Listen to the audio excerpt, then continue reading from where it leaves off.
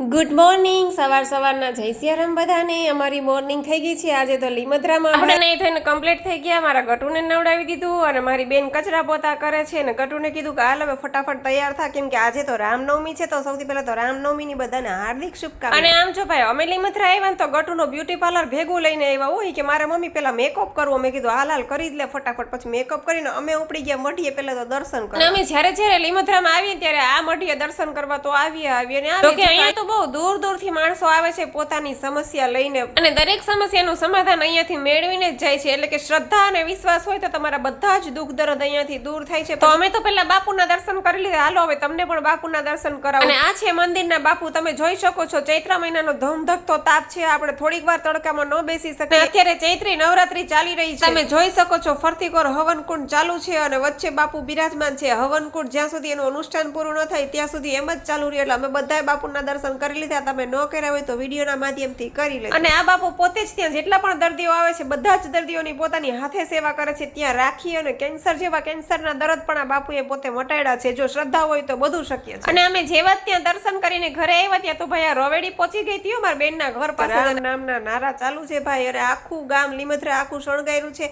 અને આખું ગામ રામમય બની ગયું છે અને ભાઈ કાંઈ ન ઘટે કેમ કે આજે મર્યાદા પુરુષોત્તમ પ્રભુ શ્રી રામનો જન્મોત્સવ છે ભાઈ અબીલ ગલાલ કંકુના છાંટણા છંટાતા હોય અને મારા પ્રભુ શ્રી રામની પધરામણી થતી હોય ભાઈ એમાં કઈ ઘટે તો બોલો જય જય શ્રી રામ જો અબીલ ગુલાલ વગર કોઈ બાકી ન રહેવું જોઈએ અને ભાઈ આને કહેવાય પાકા ગુજરાતી હો નવરાત્રી હોય હોળી હોય દિવાળી હોય કે કાંઈ પણ તહેવાર હોય જ્યાં સુધી ગરબા ન થાય ત્યાં સુધી આપણો એકય તહેવાર પૂરો ન થાય બસ પછી તો મેં પણ પ્રભુના દર્શન કરી લીધા કેમ કે પ્રભુ શ્રી રામ સાક્ષાત બિરાજમાન હતા અને પછી ભાઈ આ બધાની ખુશી એક બાજુ મારા ગટોની ખુશી એક બાજુ અને હાલો હવે બપોર થઈ ગયા પછી ભગવાનની આરતી કરી મંદિરમાં પછી અમે ઘરે આવ્યા પછી મારી બેને સૂકી ભાજી બનાવી ટેટી સુધારી નાખી હતી કેમ કે આજે રામનવમી હતી એટલે અડધા રહ્યા હતા અને અડધા નહોતા રહ્યા એટલે મેં કીધું હાલો પેલા ફરાળ કરી લઈ પછી તો ભાઈ મોઢા ધોયા વગર અમે બધા ફરાળ કરવા બેસી ગયા સૂકી ભાજી દહીં શ્રીખંડ છાશ ટેટી સુધારેલી કાચી કેરીની કટકી મરચા તળેલા અમે ફરાળ કરી નવરાત્રી ત્યાં તમારું ગટુ કે મમ્મી હવે અબીલ ગુલાલ વાળું મોઢું કાઢી ને તારું મોઢું મેકઅપ વાળું કરી દઉં સરસ રૂપાળી કરી દઉં અને આમ જો આખો બપોર હોતી નહીં મને હોવા દીધી નહીં મને પકડીને હુંડો એક લીપાપોતી કરી દીધી